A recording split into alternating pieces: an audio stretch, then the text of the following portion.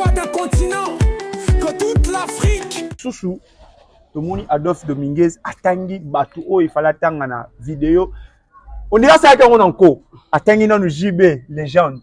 Attendu Maman Bilabel, grande légende. Il y a mon amitié dans la place de la légende. Mais ce qui a fait mal dans la communauté, comme il y a Kofi et Zappé, comme il y a des grands Soussou, donc c'est ici que tu as la balabala, Bissomont qui est légende, ou les jeunes qui ont mérité les jeunes, tu es bibliothèque. Moi, ils ont vraiment les jeunes, ça la monnaie. Batu bazela yo baya concert oye ba kosala ba preuve ona makamunyo tout kende na biloko nyo tout lo ba aw tozonga mamuke tango balobi wenge ekabwani wi balobaka wera na JB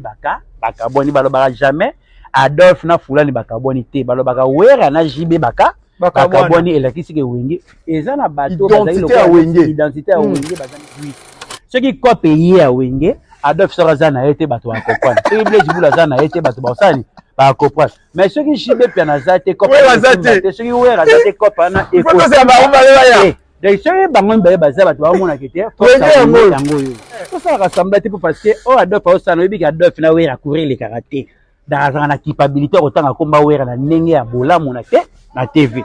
Aleki na TV awa ye mora le lagi awa te pas je crois c'est pas papimbo ma so pas nani. La souté bato tinda banani oh yo moko siko sala rasiko za ne tuni ba provocation mo bien et puis ça bato bokozi na bino teke wera ali kana TV qui a répondre Adolphe donc Adolphe bato ba comprendre déjà cop et business à ce qu'il ba na na photo il faut y en a ba connerie na il faut y en a ba scénario na pour na projet ça nango et simba donc biloko monsieur faut comprendre ça business et li ko le baté était moto azoko pona ba légende des Adolphe te Adolphe a droit ba pona les gens disaient et ça ne pas il faut pas confirmer que était aux les proclamation ba légende et ça distraction moto robeta masolana ça là ba preuve ba to ba reconnaître yo ça jamboka lelo Adolphe Dominguez oko tcheye na classe nini de Adolphe Dominguez déjà ba kendaki na musique bakendaki place oyo basukeli oyo lelo bakomi kofoxe nature parce que azape na bapreuve ya mosala malamu asalaki lobi ezo représenter Adolphe Dominguez comme dans le présent et permettre ya azala ti oui faut ça la parce que azami ava musicien ata na bapreuve oyo asala makambo ebelebele je suis na fandaka na batu na ngana na bina kla wenge mobimba biso toaki na kini depuis 1993 bisque nini oyo nzembo ya nani oyo esala succès koleka na kla wenge mobimba batebe bavandaka nie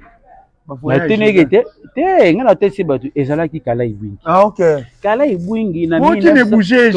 tozosolola wana ezali ke ye alobi fungola tozosolola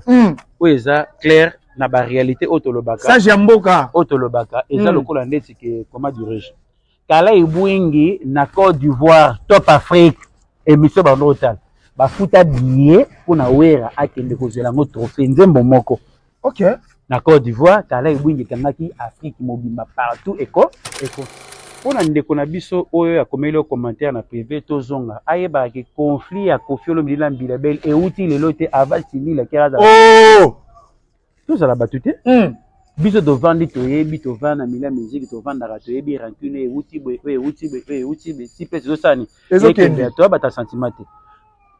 Kofi Olomide ba outil na Bilabel na ba conflit na bango ça fait nuit de temps lelo ezali kamba ba kan ozana kan nzambe to ozana ka satan les warriors et les gaulois to suki wana ba biloko belebele ba lobaka neza berere au moins déjà que était Satan auta mais ozala gaulois to za wana ngana za mukolo maboyi na kosala makambo na bongo ba bile le monde est partagé parce que ba erreur bato wana bato osala makambo na ngana okota na buzo bana bango te ok ba koti musique na kimukolo ba meli whisky na kimukolo yango te bango na ba n'importe quoi ngana yebi musique na yebi valeur na ngana ozali mabe pas au moins na kete des années 83 Hollande Carlito a travaillé na guitariste c'est moi dans ngimbango noko ba fanfa a diagonale ba Pamphile na ba Magilène Saddam na pesi binombo ota be botali wana elo woni Carlito ko tanzo kande azana banzembo na ye aye ko travailler ngo ba pesa ba mélodie ya malamu par rapport na kati orchestre azali tant ko zongo bongo ba registre ngo après mimio na kati orchestre Rossi Chipaka yoka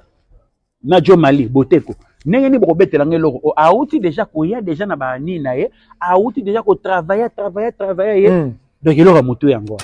ko batu bazaki belé bino bokomisi batu bazala des orchestres na mboka munene botala ngambo o misa batu Imaginez. Si vous avez une musique, on va aller venir. Na ba qualité boy, na ba raisonnement batabo. Na zo la musique ezo kufa siko bato ba mona neti ngana sala ba fanti. Musique ezo kende na kokufa na lolenge ya bo. Et le bibouyet. Tant que tout kende wana tant que était histoire musique na biso tout mona Grand Calais, tout mona na Franco. Et c'est là qui des écoles avant tout ba wende kolosoy. Et linga ko le batte que tant comme identité que basali accréditation comme orchestre. Donc il y a le là OK jazz, Africa jazz. Mais le lot où tu vas dans un monta bête à l'isolo à Grand Calais à la carte, moi na bo bête que musicien à Grand Calais, so ba tuner vraiment qui était, tu vas ndé taboulé à Outawa. À Outawa pas Grand Calais à la guinane. Bodo koka kosa ni to bien arrêté, mère musique moderne. Pourquoi tu bien à 4e génération? Expliquez bien internet. Tu bien à 4e génération, babimi na orchestre et salami na tinel. OK. Tinel et bimi na misabato. Et bimi na misabato pas et bandi ko pesa makambo et vandi et bimi si disque et bandi ko kende ba poto. Et bandi ko kende ba poto ça que ba embrasser orchestre bato. OK. Yango ba benga siko 4e génération et la bongo. Tam ba bengaka Zaiko 2e génération. C'est-à-dire quoi? Le 24 décembre 1969, Zuin Dakisa Kosala orchestre le rôle Zaiko. Tout le monde dans beti o na orchestre batinel bonto sangana toye ba couper sa force. Ils fait la force parce que premier chanteur Zaiko le papa Wemba. Deuxième chanteur le roi Jossard. Et Voloko Baye, ba tonton Simon ma la somo Baye, ba Pepe Felima Noku Bazala qui on a pour passer qui premier musicien Zaiko. Fidèle internaute, les amoureux de la GM Production. Bonjour, bonsoir, ça dépend de l'heure à laquelle vous allez tomber sur cette émission. Encore une fois, Max Ngonda, Liboso ya ba écran na bino, Liboso ya ba télé na bino. C'est un réel plaisir pour nous, Yarozonga Sousoulelo, na invité na biso au Bosepela qui na banalise au Asalela qui biso. Et na bato belé ba benga ki biso pour nous dire que il faut zonga na noir expliquer biso parce que ba mo belé kotagité. Et kotagité évangile c'est long. Donc chacun de nous a la manière où a monné la ramakambonaye, a la manière où a monné la ravie. Et aujourd'hui nous sommes ravis encore une fois à Rosala Isusunaye. Lui c'est Konistar Sage Yamboka. Donc avec lui Tobeta Makambu Oezo les car si l'étoile surtout ba question au botinda kina tunaye ba question oyo et les kakibino ba maramusu et les kakibino donc les autres Konistar à répondre en gros et puis Tobeta Masolo il y a actualité musicale et je dis nous disons merci à Pire V à Petit Naye Mayo Star donc Star Yaba Mayo grand frère à Petit na Pechombote na Pesimbote na papa Philippe Timalembe escalier à Lola les grands maîtres donc Pire V balobi moto à Kabaka hein kataka été voilà Pire nangai na Pechombote sans oublier Maman Césarine Toumba, la reine de Paris, la gouvernante, donc Kolo Paris na maboko, Maman Césarine na Pecho Bambote, na Pesimbote na Venanga Raman Kota, le PDG Moshingombe, Balobi Matsengunda, Azalaka na yaya moko kwa PDG Moshingombe depuis Rotterdam na Pecho Mbote. Merci na babone nyo sur GM Production. Ah tokomi siko na moment où ezalaka zone rouge, comme la zone rouge, donc serrez vos ceintures, Konistar Alinga Banda Holoba. Donc si la réalisation est avec moi, peut déjà m'aider à dire bonjour, na Konistar Sage Ya Mboka. Ouais, bonjour Max Ngunda. Toujours yon Ngunda non, il y a un problème parce que comme déjà Ngunda, comme déjà il y a pas problème na début. Merci encore na boss papi Matalata la Matosi na Didier Matalata la Kolo Ayeba. Ko battre la bino na Mosiko Zali na Dondo. Merci encore na Dodo Maziza Motema Valentino Maziza na Katsa Bilbao. Kolo a facilité nyote toujours dans les bons. Merci encore na Chantana c'est la forêt Nokolando c'est la forêt. Kolo Ayeba ko battre la Philippine Makaya maman na Rofi Mabasa Kolo battre la Mozi Kasa donc maman na Samuela. Toujours Kolo Ayeba ko tambusa makamunyo surtout et ko salama bien. Merci encore na papa yo trésor bango linga mambula petit chiko pululu na bunya Kolo abatela o merci encore na teo luko ki na kata katanga Kolo ayeba ko batela bino na mosika bosali merci encore lisusuna Paul B Yannick Dienga vraiment Kolo ayeba ko za na bino Dani Ngivula Kofi Ngivula Alino Kabuverdiano et ça la biso bien Chama Sunda le leader Motema Mireille Leka vient na bibora vraiment Kolo ayeba ko batela 001 Pascal Yombe et ambassadeur Mosinga vraiment comité des sages makamona bino et qui est déjà kalaming était aussi le sango et que ça la bien. Voilà, merci beaucoup Tony Konistar, c'est encore pour nous un réel plaisir de partager plateau na yo. Une fois tout à retourner dans le jardin des derniers. En domicile. Tout à coup tourner na yo, je pense que l'émission est Kotaki, tu as vu des réactions il y a Batebele par rapport il y a émission auto tournaki, Batebele ba bengaki babaki, il faut qu'on y ça aya a to solo là parce que il y a des questions o ezala qui posées na internet na biso o to sepela to partager en lelo biso mibale. Déjà tozo kota na maman ya likambo na biso lelo connais ça, tu fais partie ya ba tout oyo ozana moi savoir na histoire de musique à Congo. Ma génération de musique oyo to traverser na histoire na biso lelo par rapport à système digital auto comme na musique ya Congo, est-ce que tu ko douter encore une fois na ba certification au artiste bozo lelo na musique? D'autre part, tolobara déjà biso to na défaut sito communauté na biso toujours dans la Kinshasa parce que makambo ya ko télécharger ou soit ko somba musique na ba plateforme donc c'est un peso zungulu ke talaka billet kuta pamba et même makoko sodoki au communauté déjà biso to mesana toujours na vente physique oui que de la biso donc tolobara musique na biso ali bien fur à mesure petit à petit to recommander to rolaka yango pe to roleka makambo no to ndenge kende la vraiment que tolobara ke musique na biso de la bien o ngana senga kaka na merci ba kolo musique o bandimaki ke bandima bazala babola mais bazwa kombo ya musique ba pousser yango bazwa musala o comme art pour que les ayega soye muta musicien comme pas foyer mais les comme le roi qui était vaut mieux un musicien au yebi qui était comme na yo makambe belé eza mais pour ça peine un musicien o ya bosaka o yebi qui était nazana ba ambition nazana makamba minene o na sala pona lobby mais on a makamba ba plateforme to komesa na yango parce que ti lelo dans la bateau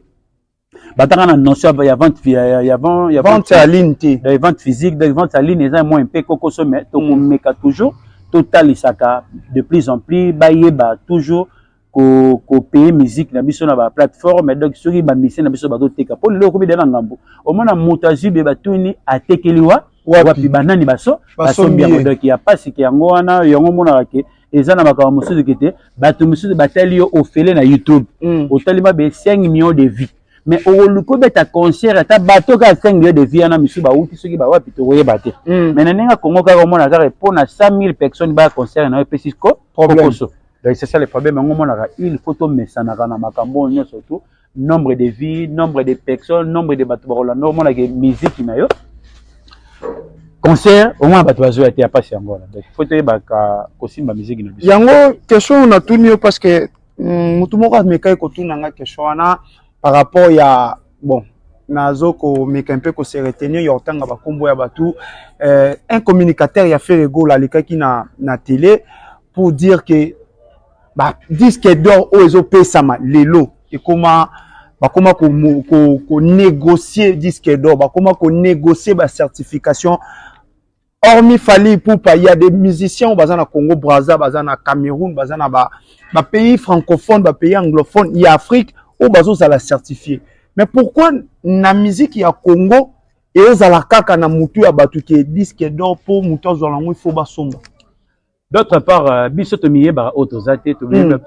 miye ba valeur na biso te. Tozali batu oyo to sali musique na ndenge elongo bani. So hotel lokola ba papa na biso ya musique o ba yeba to pesa na chance parce que to lobaka disque d'or ou trophée de mérite ezali récompense ya maison de disques bien récompense ya producteur o yende moto la kete na vente o ndenge na teki mabe il faut l'encourager à produire na donc ezali loko moko te to kotanga na balabala wana parce que batebele ba comprendre yango te ezali récompense ya maison de production na o ba produire yo bango ne moto ba encourager mbala sima to ça la so eloko so sali plus que ça o binisa énergie donc ezali récompense à producteur ezate e bangisa rabato kuna mboka oyo tangi ezaba ba récompense na bango na ba maison de disques na bango ils ont récompensé bango ceux qui ba récompensé biso pourquoi et que ça makelele donc il y a pas si yango wana na kota na balabala ko mérité te ya kozwa la certifié mais parce que d'autre part to dans la chance ko pesa na te donc to dans la poste to tsela ka baninga poseta beba ko ya ba glisser o ya pas si to subir na musique na biso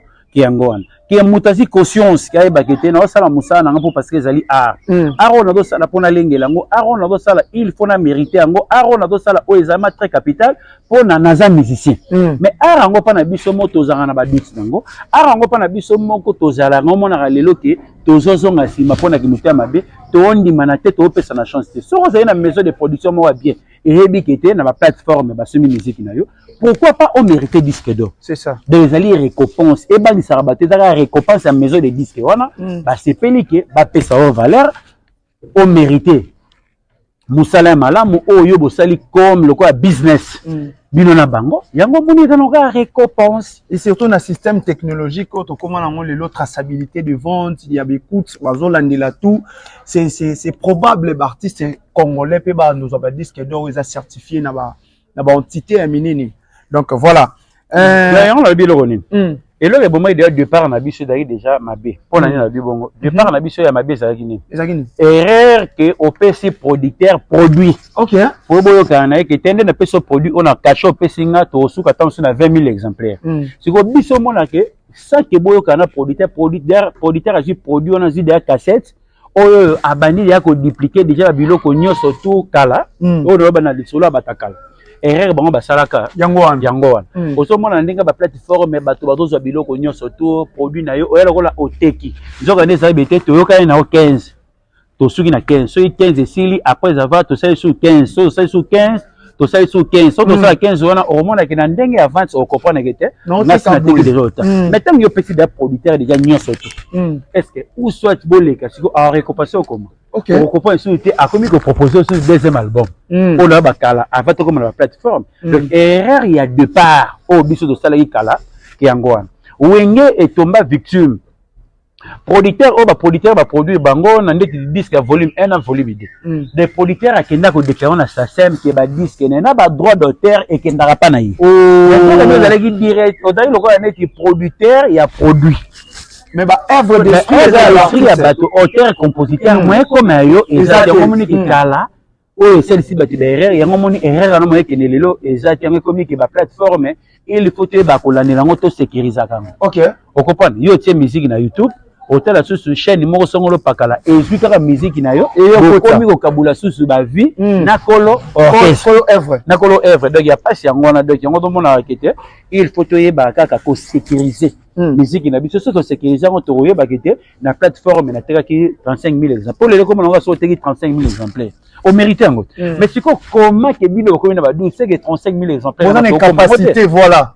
na ba 12 wana parce que ce eza déjà li paté la li ya moninga le pegela la yo le bipegela la fulani to pesa na chance de ngale na koma souté que na koma go tuninga i question na koma na sentiment mobe pona fulani pona kilikon na linga ngote o eza vérité pour parce que vérité a tabo tourna ndenge ni bosuka toujours na vérité donc c'est ça le problème voilà Konista yo ozoloba par rapport à la génération parce que dans tout nos une question par rapport à la génération la musique na biso mais il y a des artistes oyo ba na Congo na biso ba préféré génération na bango wana ce qui na se référencé na papa na biso Koffi Olomide qui disait que yé et banor za la pena que producteur ABC toteki combien toteki 40 000 toteki 50 000 toteki 60 000 exemplaires mais lelo système oyo zoloba na système digital oyo artiste belé ba mona ngo eza fraude que par rapport ya système oyo bazaki nango ya kala ya ba vente na bango en physique lelo todo subir point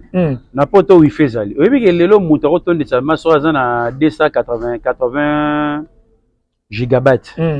na kata téléphone oyebi ke télécharger musique ya bato nyonso depuis banda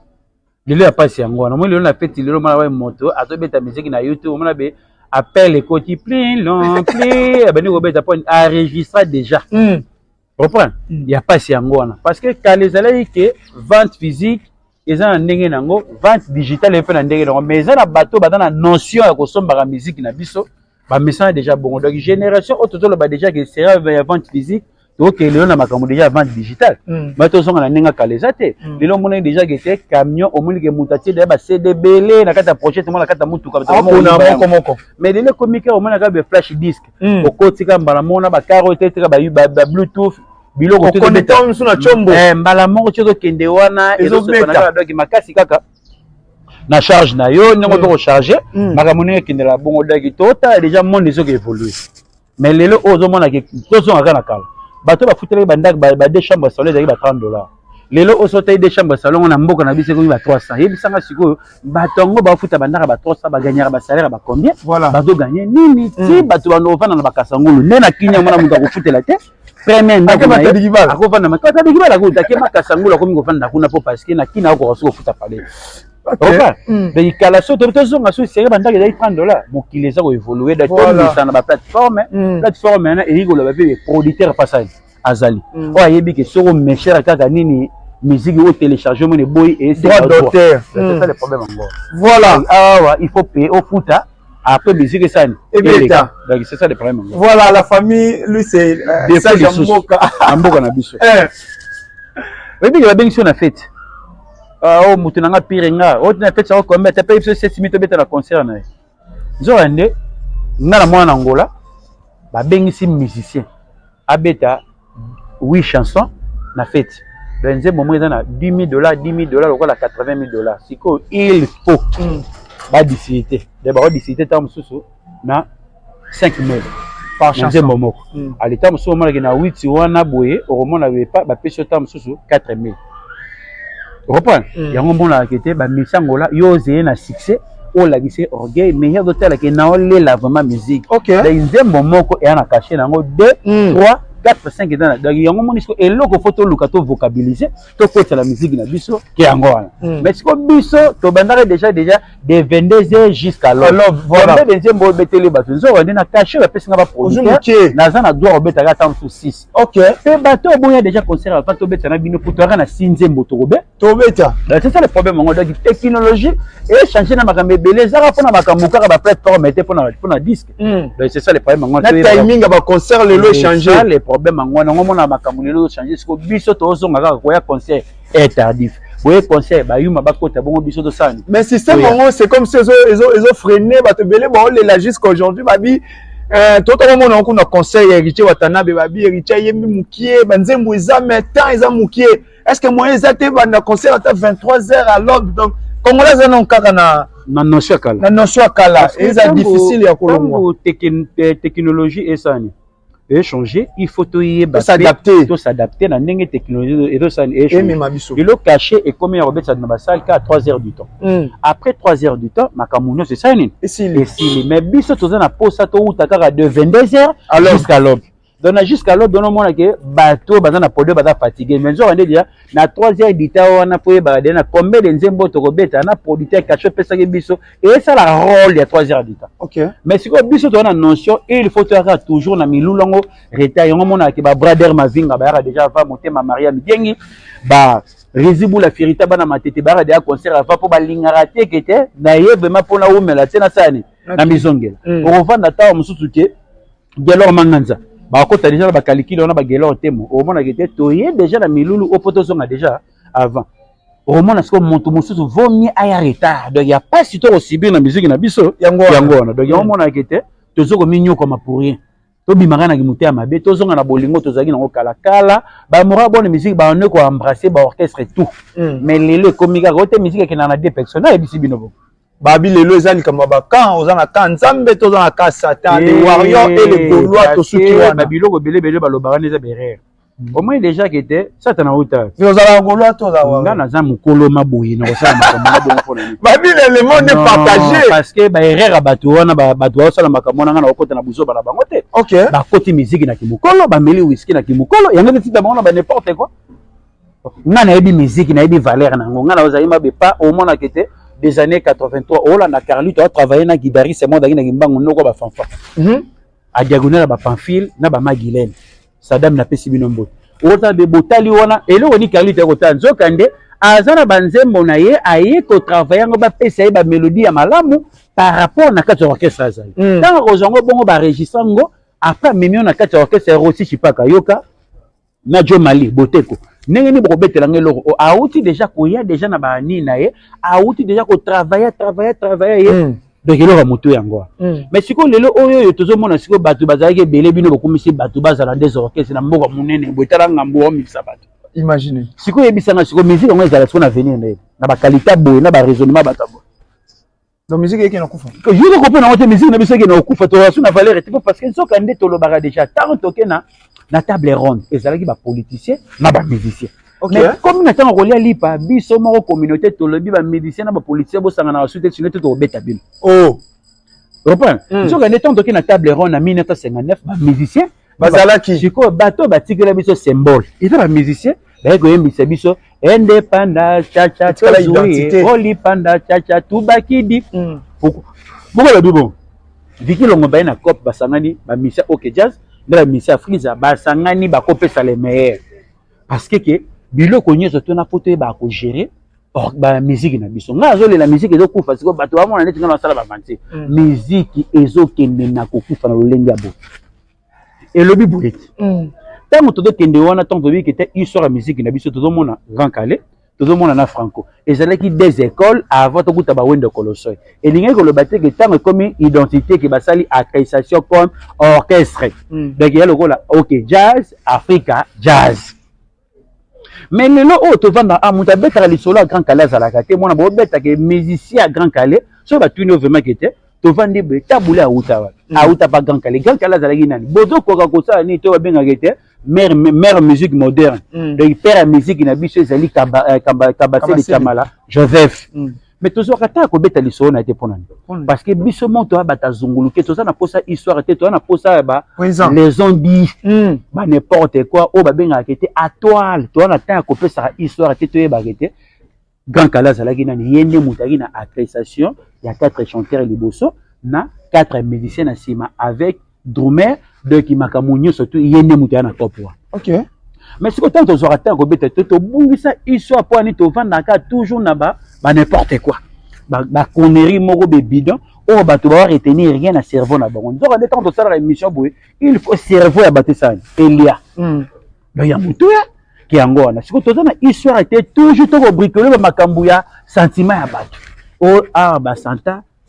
oh naza satana naza nzambe siko biloko bolingo bo sala yango siko poto bénéficier na nini. Quand on est dans l'église, Abraham a kufa, Isaac a kufa, Jacob a kufa, Moïse a kufa, Batonio a kufa. Donc on a au point tout ça les laka. Oh peut ba yoga nzambe bazali, oh peut ba yoga rapé nzambe te ezali. Je me souviens tuni pasteur na biso ga l'église na tuni gaka. Moi ça l'autre communé za kina. Oh te batakala ba l'autre ba kombola ba on te bi ngama na leli. Ti de la kenda so église ngo te. Oh moi ça l'autre communé. Nzo ne comment moi ça l'autre ezali Edith Ado. Kombo ba kote batebe ba communauté oye ba moi ça l'autre comme libanga mungwa nyama na kombo bongo moto yo bakeli aza na kombo te donc il y a pas si yango na mona 14 ans na temps ko sala recherche te to vanda kana makambo ezanga tina ngo to obima siko batamaile soute to zalaki batamaile lobby mais to koma bazo on a ba réflexion na biso ça j'aime beaucoup na question mon tout non par rapport à Mambolobi mais na nina zonga nanu aujourd'hui na musique na biso on traverse aussi 5e génération. Je pense que tant que sage, tant que Moutou a vendu à Yebi musique à Mboka, tu as traversé des générations. Il y a musique, il y a Congo. Au Yebi première génération, même si tu n'as pas vécu, mais tu as l'histoire, 2e, 3e, 4e, jusqu'à aujourd'hui, la 5e génération. Et s'il faut, tout pour une génération, Moko, on va rappeler que meilleure génération parmi les 5 générations, Oyoba, Saleli Biso Makambu, ou etikali le roi identité parmi les 5 yo pour la génération. Parce que dans Rozong on a bakolo musique. Ah, première génération. Non, parce que on moni biso le todo bunga. Bato ba nyo comme pour la musique to bandi vraiment question réponse aux ongles les sources na histoire. OK. Quand on a bêté le qui était Wendo Kolosoi, Polo Kamba, Adu Olenga, Ari Boane, donc bato nyo soto oyoyo basela biso musique bango wana bakolo musique. Bango ne mutu bata ba souk ya musique ya Congo. Siko yoko linga siko na boya bango pona tia bata sentiment pour bata succès. Il faut tout na souk. Mais alors tu me souviens que meilleure génération histoire la musique ya Congo c'est la 5e génération. Non, parce que 5e génération est bimaté. Oh, parce que tout le monde il fait où ta dalénéa et ça groupe moko boye la to batelemi to bunga et ça deboye si ba tebele ba kopena raté oh ba bengi était première génération ba bengi ba Wendo Kolosoi na pourquoi ba bengi bango pona ni que pour bango ba sali sacrifice que pas pas embrasser musique tant ba jui de na bango na bato nyoso to wana orchestre kala Victoria et bani na Wendo Kolosoi Victoria na Polo Kamba zalaki Brazzavillois. Repas. Donc quand tu mets ta musique à bon siko, yo ça la question piège bien je pas mon tout monde à sentiment. Qu'est-ce piège te? Non, parce que quand on route na commencement musique ya Congo ba kolo musique bango wana. Bino boluli musique pona bango. Bo sepe na musique pona bango. Bolingi boza boza la ba musicien pona bango siko ngana bossa na bango parce que état nga historien. Na chaque vendredi donc na kosala débat ya musique pour na défendre cause ya musique na nini na IMA na nini kota pa di peuple nini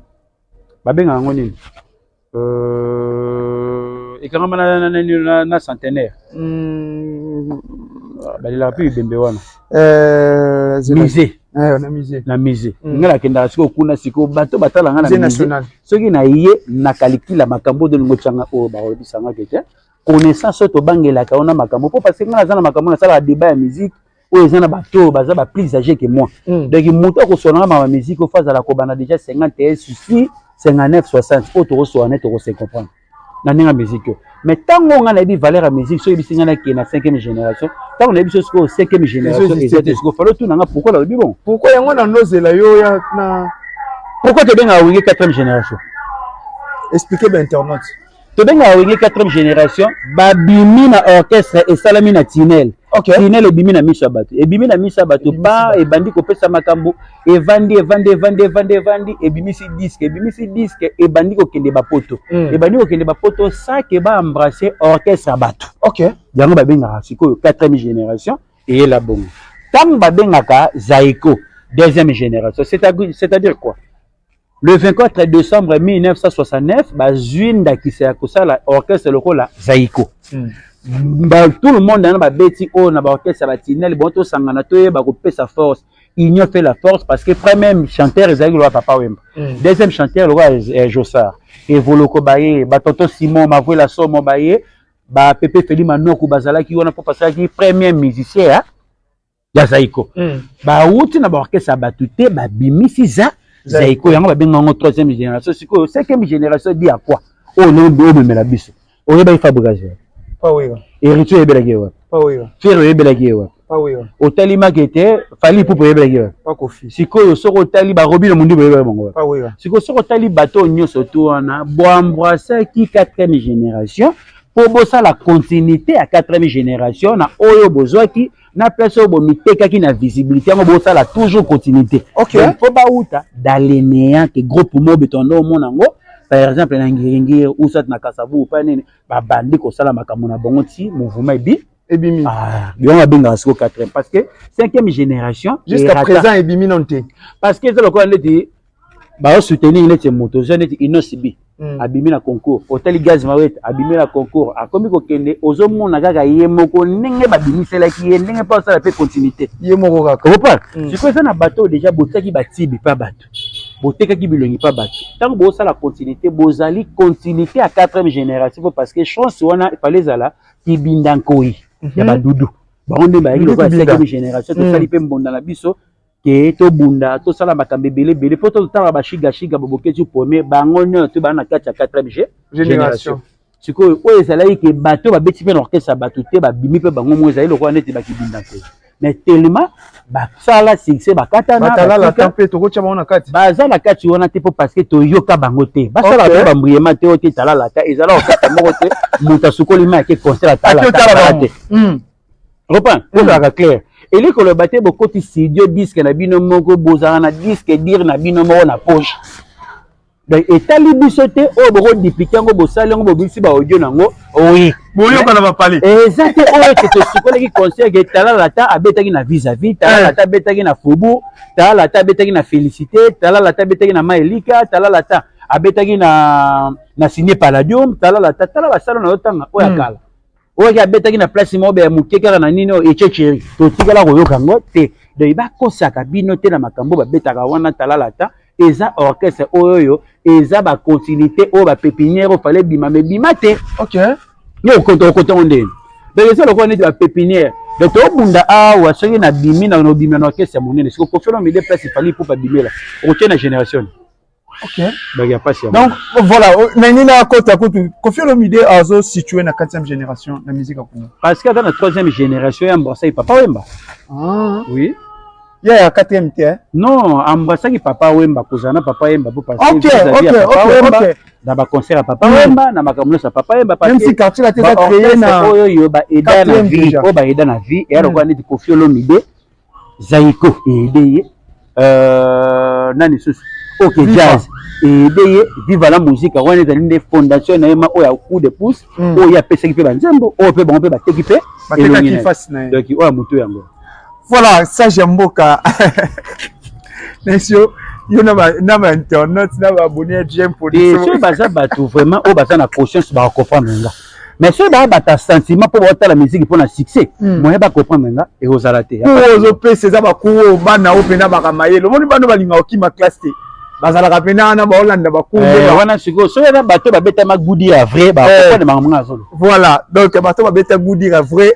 ba biso ba goudi ya solo to anoki ma pena chikite pe voilà non il dit que le bateau c'est au kimi classité il dit que le bateau comprendre pas bateau mosusu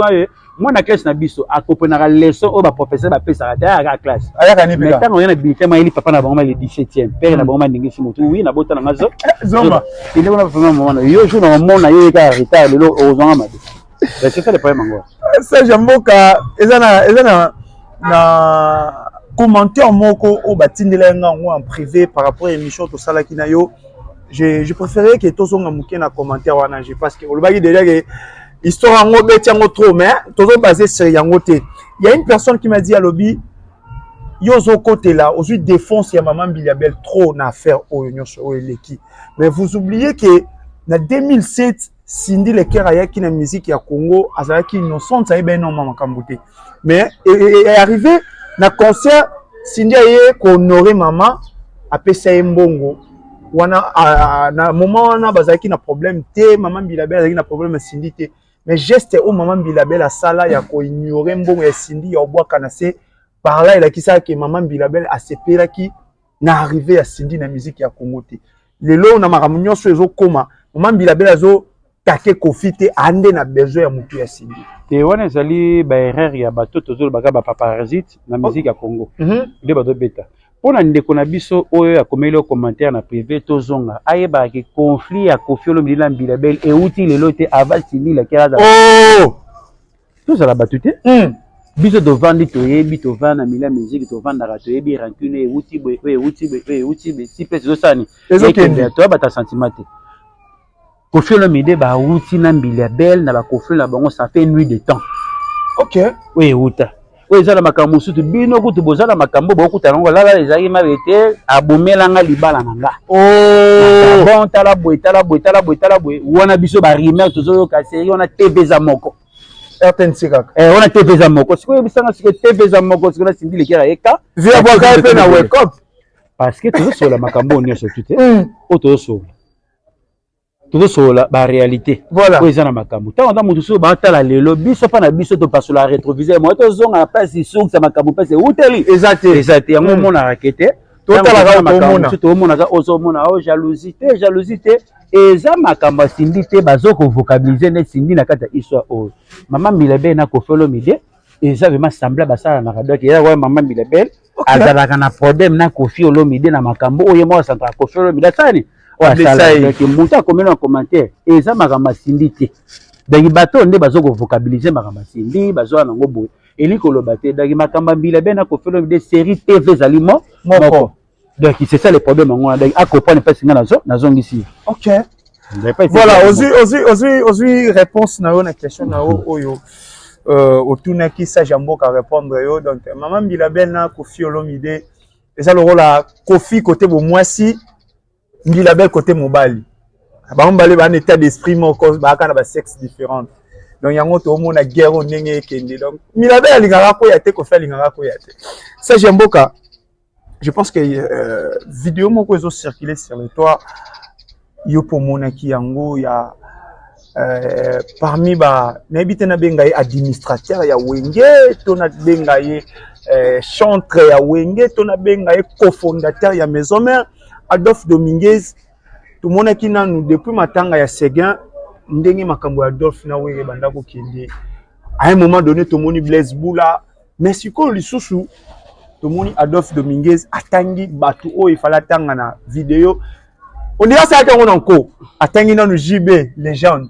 Atangi Maman Bilabel, grande légende. Yemo kwa miché na place à la légende. Mais ce qui a fait mal dans la communauté, combo ya Kofi eza zappé, combo ya ba grand mususu loko ba oui ensemble. Donc c'est ici to kota la balabala na biso monte bi qui est les jeunes, ou aza les jeunes, ou azo mériter les jeunes, to yebi blogo. Moana eza vraiment les jeunes ça la munene batu bazela yo ba ya concert oye ba kosala ba preuve. Oh, on a makamunyo tout kende. Na biloko nyo tout lo ba aw. Tozonga mamuke. Tango balobi wenge ekabwani wi balobaka wera na JB bakabwani balobaka jamais Adolphe na fulani bakabwani te balobaka wera na JB bakabwani elakisi ke wenge eza na bato identité ya wenge bazami bale. Même aujourd'hui ceux qui copent ya wenge Adolphe sera zana été bato ba comprendre. Et blé dibula zana été bato ba osani ba comprendre. Mais ceux qui JB pianazate copent ceux qui wera zate copana et faut ça ba des ceux bangon baza bato ba mona kete yango yo. Reprends. Tout ça rassemble parce que oh Adolphe ça no bi Adolphe na wera courir les karaté dans la capacité autant à combat wera na ndenge ya bola mona te na TV. Aleki na TV awa ye mora le lagi awa te pas je crois c'est pas papimbo maso pas nani la souté bato tinda banani oh yo moko siko sala rasiko za rabe tuni ba provocation mo bien et ça bato bokozia na bino te ke wera aleka na TV qui a répondre à Adolphe. Donc Adolphe bato ba comprendre déjà cop et business à ce qu'il ba na une photo il faut y en a ba connerie na ye il faut y en a ba scénario na ye pour na projet ça nango et simba. Donc biloko monsieur faut comprendre ça business. Et lui que le baté qui était moto à ce pour na ba légende des Adolphe. Adolphe a na droit ba pour na légende. Et ça ne ba il faut pas confirmer que était aux légendes. Et oui comme qui était proclamation ba légende. Et ça distraction moto au beta masolana ça là ba preuve ba tu ba reconnaître yo. Ça jamboka le lo Adolphe Dominguez au coaché na classe nini. De Adolphe Dominguez est déjà ba kendaki na musique ba kendaki place ba sukeli oh lelo ba komi ko fonctionner nature. Oh parce que azape na ba preuve ya musala malamu asala ki lobby ezo représenter Adolphe Dominguez comme dans le présent et permettre ya za la télé. Oui, fait ça la parce que azami ava musicien. To ko minimiser te atana ba preuve oh ya asala makambe belebele. Je suis na fanda kana batu na ngana na bina kla wenge mobimba biso to na kien depuis 1993 biske nini oyo nzembo ya nani oyo sala succès koleka na kla wenge mobimba batu bela fanda kanye ba tenege te ngana te si batu ezala ki kala ibwingi. Ah OK kala ibwingi na nini ne bouger jiba lo ba ki bouger solo la wona ezali ke ya lobby fungola tozo solo la oyo eza clair na ba réalité otolobaka ça jamboka otolobaka eza lokola ndeti ke comment dirais-je kala ibwingi na Côte d'Ivoire top Afrique émission ba notal ba futa billet pona wera akende kozela ngo trophée nzembo moko. OK na Côte d'Ivoire kala ibwingi kangaki Afrique mobimba partout et confirmaki wera tanga tali nazo kende mena rotika te il faut JB penazala ba bimisi mbongo na caisse mbongo JB pena bimi na caisse ya we ya wenge me oya wera et utaki invitation comme top Afrique ba ko pesa wera trophée à kala ibwingi wana bazali 4x4 dag ba uti 93 94 tange pesi makamu top Afrique émission na batunyo to ba yebiam siko pesa mona siko nzembo moko ya mutu et pesa trophée na kati ya disque belé mais banzembo ezalaki wana succès salaka nzembo boteme succès ekangaka Afrique mobimba kini kutukolo kolobate et comme eke zaiko ebengisa wera OK jazz ebengisa wera obetaka kala ibwingi yona po parce que ekendaki réalité po parce que tokufite top Afrique soko betiango ezali lelo so ego ko salate ebengisa wera pona ba pesa trophée na nzembo kala ibwingi. De tout moment on luka to changer histoire zone histoire eza tete tango biso ba konisa to kufela biso te mais to sala mamna sentiment te to linga ba bité pona likonda to linga mundu te pona visa. OK donc to lobara makambo eza vérité donc na d'autre part so ke na makambo ebele soki o eza réalité na loba réalité o eza vérité na loba vérité beaucoup diriger na sentiment te ndenge na fonctionnera nga ba diriger na sentiment te on a solo ba o eza vérité pour parce que nga na za na droit autant on a ke na musée na sala débat musique et ça makambo internet te to kutana na batataka tala jour na beta makambo socialiste na 1970 o ba beta conseil na vis-à-vis na ko esa papa moko na de na 10 points OK. Donc vendredi au sous à lobby auto paiement mais o egoya wana sous na okende sous ba rotiela nga sous élément moko boy auto yeba ndenge ni to okende siko batebele ba bulaka ko neti na yaka ko betaka be mission moko boy oyo pona sentiment atoile moi atoile ninga ko kipa ngote po parce que eza ba kanda moko mais boy na ba plateforme c'est ça le problème tranquille moi ezala ki wa de batamaki mais o mikolo courezo le katete Adolphe a ça la cop na ye. C'est comme une fois il faut accepter pour ailler ba kopesa po position makambo za na tant aussi ça la tembo na poche a yebi ke nene o ke na vie na c'est ça le problème ngwana donc biloko monsieur era na faut kopona ngo ke te fona toucher moto po ezala kimia des projets na za nango fait que na qualité moko boye po na yebi ke e pesa ngai mwa kwanga donc c'est ça le problème ngwana et là mudunyo ta sala polémique na quand on a bénéfique, soit on a bénéfique de ces polémiques de la Chine. Konisa, pourquoi na bango nyonso wana toyebi ouais kabazala na Adolphe ils ont partagé des moments des années ensemble. Tant aux autres mamba polémique, pourquoi asimba ka JBT, asimba ka mutu musuté yé et zalaka retomber na esi ouais akoka ko supporter okeli au moins les administrateurs ne bakenda wana au moins on a payé Blaise Boula Rose la paye vrai à 100% la JBT. Et ça, ce qu'on est bakenda nzokande plus chose grave. Biso bakenda pa wera ba uti poto na 9 Adolphe azate. Mais wera baza bagwe pere. Babi JDT Adjani Lacoste. Wera zolo bagete ndenga Adolphe a répété palette to répéter nzembo ya héritier iteli. Mawa mais mon tata azate ba interpréter siko bato to zanga na bango wana elekela ki bango to solo wera lobi lisusu na doke ndeko sala ki busa pipa Adolphe char mix no voyage quand on tient nzembo te po parce que na za déjà na temps na ça déjà album na ngai makambo belé tout ça ndenge za ka ndé makambo ke ekendela qui ne bouger te le mix ba sala kana ni na voyage wana loko wana tant ba sala parce que na les yote mais voyage on est d'ailleurs voyage ba problème oui kendela ki boye na makabebele belé oui kendela ki nde voyage pe na alongo Adolphe place à départ il y a Adolphe mais surtout zongi sima départ il y a Didier Masela Adolphe akondanaka oui akondanaka Didier OK so ne pepele à salle de mission so il na zabo na sombi mutuka danger bien parler na tongeza le kuma wera son parce que bino nde boye lelo obo ko pona histoire tengo histoire de na biso na zunguke donc il y a pas si yango na biso te ba réalité ya mama kamebele bele tanga Adolphe ole na kini ba bengani ngai bana kini bolukela nga musala vraiment boye ngai boye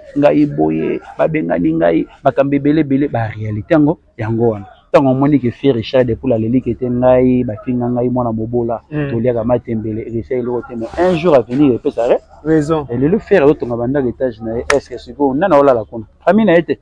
ba na été yango mona ke to soutenir ka ba musicien poto e ba pe biso lobi pe to sala pe nini ya mutu yango. Voilà, merci beaucoup Serge Mboka obeta ke loko moko ekole kabiso inapercité to kana banzembo jiben pe na loba nzembo na ende bimisaka wenge qui ne bouger nde confirmaka wenge mulolo e bimisa wenge qui ne bouger confirma wenge mais lelo ngai na kokola na musique ya Congo etikala nga lokola testament que orchestre wenge 4x4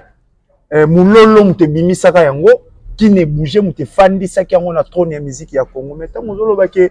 nzembo ya Kala Ibwingi nde eza nzembo o eza phare na histoire ya musique ya 4x4 na yebite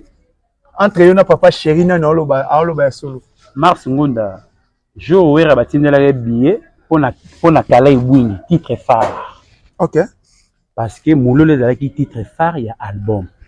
yango nzembo benga on pe mulolo mais disque pe ya mulolo ya pe pato diaki le titre nzembo oyo yaki na mais disque ezalaki bouger OK photo de la bien OK qui ne bouger tanga yena makambo wana ekena makambo nzemba jibe qui ne bouger PCP titre pe kendelaki pe bongo siko tozo oloba siko wana ke papa chéri motalobi ke nzembo nanga mulolo bimisa wenge nzembo nanga ya qui ne bouger confirma wenge siko yem talobi siko oya wera lobi rien mais top Afrique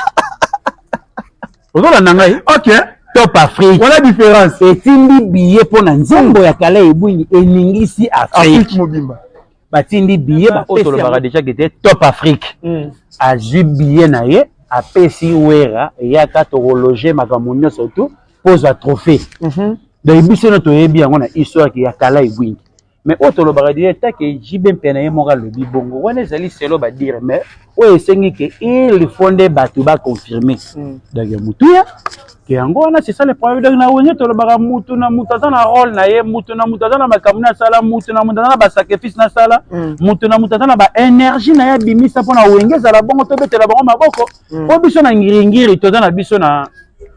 héritage na biso na ngingeza la ka babengi boulangerie o babengi lokola ipak dagi mama poto dagi yango eza kwa héritage na biso dagi wenge richesse na bango héritage na bango ezali et bandali richesse na bango ezali toujours wenge dagi c'est ça le problème yango wana faut toyeba ko gérer yango dagi c'est ça le problème yango voilà tomoni ke vena biso Adolphe apona na wera adversaire eh daka adversaire préféré on dit il y a adversaire préféré wenge za na hypocrisie na makasi de ba vivre yango na biso ke réconciliation wenge basala wana ezala kaya foya bazali prête que c'est le qu'on a tedaki bazana ba eni na nesila na ngote yango na biba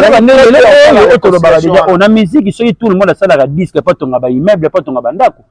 éviter tout le monde à côté de tout le monde dans la disque. En souhaitant les mêmes personnalités à Moutuna canet d'adresse Moutuna Moutazana Makambasa na Sama Bele oh na organisation à Moutuna Moutaro Tonga Bilo on est na ndenge na jalousie moi ezala ezana ngote. Exemple typique. Tant jibe penatongi ndako oye ya mon fléri tant esili. Tant bataki bien afali fallait ebisema après faut bimisa ve pour Bimisama TV au parce que batebele babula biso ka tora ba mandia au Bimisama parler na faut ba comprendre jibe penatali ka saini aseki mais tant siko ezaki passion ya fali popa ezalaki idéologie ya fali tant atongi ndako na alakisi na o bato ba bomba dangile ko bato so ba moni ayo o bato pe la kitsa so me banda musu le kango awa ya misi au moins on ezaka ba misi mais ba bomba na bango batala ka ko parce que toi na biso na mokila carton lobi to rozana biso te c'est ça le problème ngona. Merci. Les jours, nous allons faire un anniversaire à mon JB. Il y a un anniversaire, les jours, sur la temps, à côté de la palabi, pour que ça m'a parlé, on a été comprendre sur la musicien, tu as ma mandat, tu as ma tôle. Et que ça, la vie, c'est bien. JB Piana, assez caca. Mais il fallait t'aimer d'ailleurs, idée naïe, et d'ailleurs, émotion naïe. Tant que c'est ici, d'accord, naïe, à la question, on est concerné naïe. D'ailleurs, moutona moutaro, la qui c'est le gros, on va pouvoir gagner. Et na moutou, monsieur, la qui y est mort, mais la qui ici. Oh fait ba otonga sous plus que to la kisi yeba rappel lobby pe bato ba la kisa plus que ba yo sous ma soni et de ces mokili to la biso te makamona aussi mais silité donc ça maintenant si ko tambo sa biso. Merci beaucoup ça Jamboka to komu pe na ko kena suka ça Jamboka Weranson azana concert na Adidas Arena oyo bato belé ba loba Weranson la génération na ye eza celle vie oyo aza encore na makila aza encore na vivacité obeta ba genre ya ba concert wana et puis to moni ndenge makamoleka ki na Paris Grand Arena na oyo ndenge zo kendele un mot par rapport ya de la forêt parce que bazé belé o bazala na wera o ba beta mais aujourd'hui oui ensemble c'est comme si abo otika na nyongo ba fali na ba faire parce que jour ekoya to tangela bango mabunga parce que bino bobo sana na bino makambo parce que to na biso ba on fait ces questions, on me fait ces sourires, réponse. Donc c'est ça le problème. On a tout le bagage là. Et tant que Nzamba a fait sa force, a fait sa énergie, tout ça na makila na mai. Faut toyer ba ko pousser tant. Il y a parcours pour parce que le biso refano ba den na leka ki ana leka ki et ça fait ba yike ba oyana sima. Motivation toyeba. Parce que tant que beta la musique na biso to za la limité na ba idée, to za la limité, to za toujours na ba ambition pe na ba provision. Donc tellement il y a une chance au yazui. À ça la continuité le bon bêta Adidas le bisu nzamba au monde na parce que auditeur mon so au monde na wana batali tout de ça le mora malamu poani na pesa on a pesa énergie na pesa plus que ça on a pesa sous on a ozwana fona balola po parce que monde musique alors mon numéro et dans na mensonge poani concert na do beto bana on do beta ba concert na oh non na beta ngote et les ka ba concert nyo so bo yana concert on a beti on a zo préparé on est na les gars donc monde na musique qui na bon d'aller profiter tant aux na makila na mai zamba pesa makasi donc makamuna biso qui na toujours nzamba otambusa biso c'est ça le problème ngo. Merci beaucoup vena biso sage ya mboka konisa tozala kinayo je pense que ba o batali biso ba sepeli ba onyoso balinga konisa basepeli mingi na sagesse pe na mayele oyo pesi biso ba dernier mot na yo koni start aussi si émission à lelo pour na bato batali biso et puis bambote. Merci encore na bato nyonso bazui libako kolanda biso koni sara lo bara toujours que auto le bara déjà gagete ngambu ya bon moito ndima ezala toujours mabele lolendo ezanango na tina moko te. Vraiment merci encore na boss papi matalatala matosi ya na Didier matalatala kolo ayeba kozala na yo dodo maziza motema Valentino maziza na kata Bilbao kolo abate la Chantal na essayer la forêt no kolando essayer la forêt. Vraiment merci encore na Chama Sunda le leader motema Amire Leka vient na Bibora Nzambe a facilité 001 Pascal Yombe ambassadeur Mosingado ki kolo ayeba kozana bino toujours passage ya le pilier de Ngiringotoville kolo ayeba ko batela biso. Vraiment merci encore lisusu na sam kuku le nécessaire motema aimé kuku. Merci encore na Emanizo la yebisa tinonzengi tozala toujours même moral Charlie Chimanga kibaka motema mama igeti donc moi si na biso to keneti na suka. Vraiment merci encore na Farosi Aïssatou kolo ayeba ko batelo mama na Noela ngalula donc kolo ayeba ko zana makamna sezala bien. Merci encore na Dani Nguvula Kofi Nguvula kolo ayeba ko batela bino toujours na musika bozali na kata Canada alino Cabo Verdean o ayo eratakate dudu ayoka bonvo ayoka pitsuki nzeni pera kitala molobela bana Fokobel. Merci encore na Bessino Bilele na musika ozali Gigi Dakosha Roger Dakosha Atini Mabilo et Roger Dakosha. Merci encore pesi ba benga ma vuva muyango pesi na vande. Merci encore na Cisco yo yebi ndenge tozela kaka makamunyo tout ezala vraiment donc Cisco Mukendi les millionnaires africains Michael Jackson à tous les millionnaires d'Afrique moninga ya Charlie Pakalingomba donc na pese bambote na mosiko zali kolo ayeba ko batela bino vraiment Cisco les millionnaires africains Michael Jackson à tous les millionnaires moninga ya Nino kolo abatela bino makamuna sezala bien na kati ya Zambie. Vraiment montaliki bino azalite boss ya libumu plat salibumu makamunyo tout ventre ezate toujours Michael Jackson à tous les millionnaires Cisco Mukendi koni sara suki ala. Merci beaucoup. Merci Nabino Bao Bolanda Kibiso Namoni Bongo Mama Césarine Tumba la reine de Paris bambote na yo mama donc la gouvernante na pesho bambote na pesimbote na papa Philippe Timalembe escalier ya Lola bon mutakuta na nzambe amataka kitaka kwa papa Philippe Timalembe bambote na yo venanga Raman Kota PDG Mushingombe donc Kolo Rotterdam na pesho bambote na Pirve Petit na Ema yo star na pesi bambote na équipe mobimba ya GM production ba obasala rapena ke tozala wana pesi bino tout bambote boza vraiment belé moye totanga ba kombola bino nyonso ezate mais au nom de la famille to pesi bino bambote et to kutani na émission oyo koya analyse oyo koya la prochaine fois bye bye portez-vous bien.